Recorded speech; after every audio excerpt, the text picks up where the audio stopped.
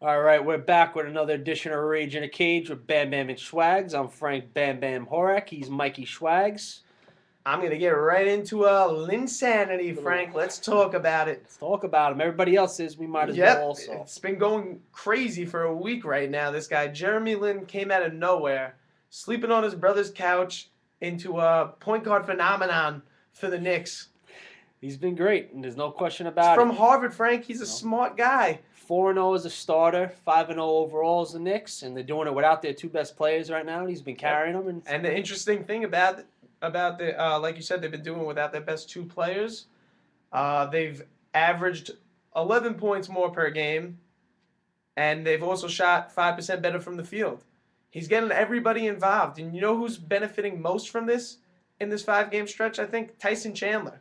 He's been looking like an all-star these last 5 games now with Lynn handling the ball. listen, having a point guard, especially in the D'Antoni's system, That's what you every need. You player need is a going to point look better. guard. You looked at Tyson Chandler was great when he had Chris Paul as his point guard. Mm-hmm. Now I think Amari's going to be great. Yep. And I think Melo, he sees what's going on. He's been sitting on the bench watching what's going on. I think he's going to be fine too. Everyone's making a big deal Nah, yeah. about how's Melo going to work. I think Melo is a great player. He's going to work fine with we Lane. know we know who Melo is. He's a scorer.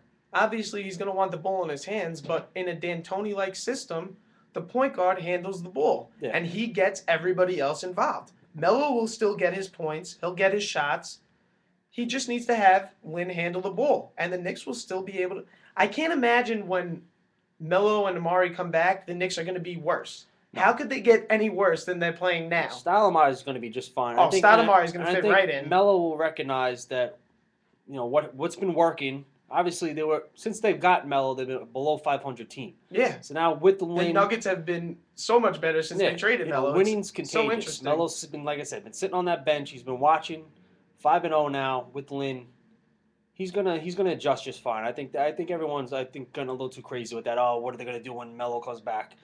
When Melo comes back, the Knicks are getting one of the best scorers in the game, and they're going to be just fine. Exactly. And if Lynn can keep going, I mean, I think it's been 5 games. It's just a small sample. I think everyone's got to temper the expectations a little bit. I was on ESPN, I think, yesterday. They had the poll: who's the best point guard right now in the NBA? Jeremy Lin, Chris Paul, Darren Williams, or Derrick Rose? That's crazy. Let's calm down just a little I mean, bit. Listen, come on, Jeremy Lin he's should been not even great. be It's a involved in great that story conversation. coming out of nowhere, but yeah, let's not put him in with Derrick Rose right now. It's in a that little comment. insane. So it's a little insane. Yeah, that's what I. Let's A just little insane. Let's just calm it down a little bit. But it's a great story though, no question about it. Yes, it really is a great story. I mean, the guy came out of nowhere. He's been down to the D League 4 times, but he just kept coming up and improving his game. He was a great D League. I watched one of his D League games the other day, and he scored. He dropped 36 points, had like 12 assists.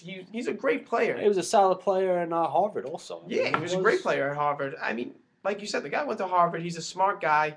I guess he just sees the court differently. His vision's differently. It's nice to see these type of stories. Guys come out of nowhere. You look at just recently with the Giants, Victor Cruz, undrafted guy. Passing the torch to him, Now, yeah, basically. pretty much. Now you got another undrafted guy coming out of nowhere, and hopefully, Been cut by what, 3, 4 teams? Yeah. I mean, but he just kept coming back.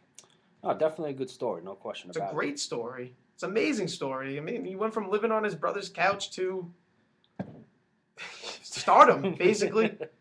Yeah, no, he's You absolutely. know, I was watching SportsCenter last night. The Knicks didn't even play, but they let off talking about Jeremy Lin. No. It's crazy. It is crazy. And we got Amari coming back tonight, so we'll see how that goes with the Knicks. See how he plugs right in. I think he's going to drop 30 with Lin, and Lin's going to have a Should double be good. double probably They're tonight. playing in Toronto. Toronto. Yeah, Yeah. they should win that game. They should. Toronto's Continue not their the- win streak. The best team. Mm-hmm.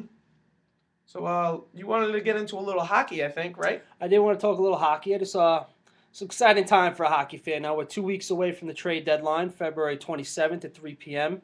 So it's getting a little exciting. But as of right now, though, I want to give a little power rankings. I would like to give for my A little hockey. power rankings. Just my top 5 power rankings in the NHL. Get into that power rankings, Frank. So number 5, I'm going to go with the Boston Bruins. 70 points. Got them as number 5. number the 5. Defending Stanley Cup champions. Yes, number 5, 70 points in the Eastern Conference, 7 behind the number 1 New York Rangers. Your They favorite get team? my favorite, absolutely. They score the most goals per game. They have great goaltending from Tim Thomas and Tuukka Rask.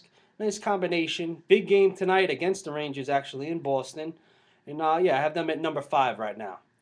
Number 4, I'm going to go with the Vancouver Canucks. Vancouver, they're always in there. They're right up there. They're 6-0-3 in their last 9 games. Number 1 power play in the NHL. Pretty good Getting streak. solid goaltending from Roberto Luongo. Former Solid Islander. play from the Sedin brothers. So I have the Vancouver Canucks at number 4. Moving on to number 3, St. Louis Blues. You think St. Louis Blues? St. Louis Blues? Absolutely. Really? I mean, they're doing good. They are absolutely doing good, and they're doing good because of goaltending. Brian Elliott having a great year. Never even heard of him. Well, this is why you watch this show and you learn a little bit about Brian Elliott. They allowed the second fewest goals in the NHL. Pretty good then. And yeah, they've been great. They have the second best home ice record in the NHL.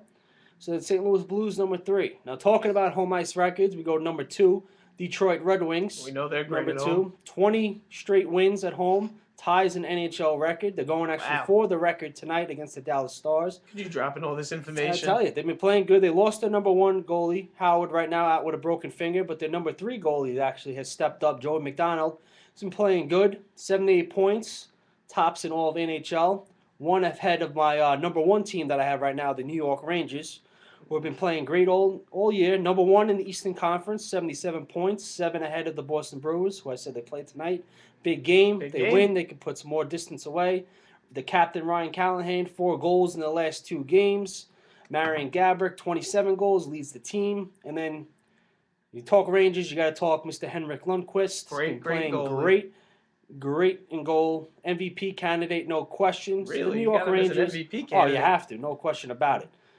And so, got a lot of wins, he's my number I will put him 1. up there. Number 1 is the Rangers. So then that's my top 5 for power rankings. It's pretty good, Frank. Oh yeah, we'll be talking a little more hockey. We're gonna get down on that trade deadline. We're gonna break a little bit more as the. Who needs Barry Melrose when you got Frank Bam Bam You Horak? got that right. I got better hair too than Barry. I wouldn't go that far. Maybe not, I mean, but I got better hair than Barry. Well, if you could say it. We're maybe. up there. All right, so We're almost even. We dropped a little basketball, a little hockey. Yeah, Just right. Bring to the show. We broke down a great MMA card for tomorrow night. Can't wait for that. It's I gonna gotta be good. order that fuel package Get soon. that fuel package. Because I can't watch it. Big keep watching welterweight it in fights, some other Spanish. big fights. It's gonna be good. So this has been Rage in the Cage with BamBam Schwaggs. Stick around. I think Thursday's the next show. Thursday will be our next show where we talk about the winners and losers, a little matches to make, a little pretender contender. We love pretender contender. And we'll see get enough who's of leading in the race to the case. Yeah, a lot of fights that we gonna be differ on, which is interesting. unusual. We actually differ on some fights. It's not unusual. It's pretty unusual. Why is it Because unusual? we usually agree on stuff. They usually just copy what I say, and we usually agree Yeah, on you things. usually just copy That's what how- you say. Well, that's how it goes. We'll see who's the smart one on Thursday then, Oh, Frank. we will. So stick around, and more Rage in the Cage coming back.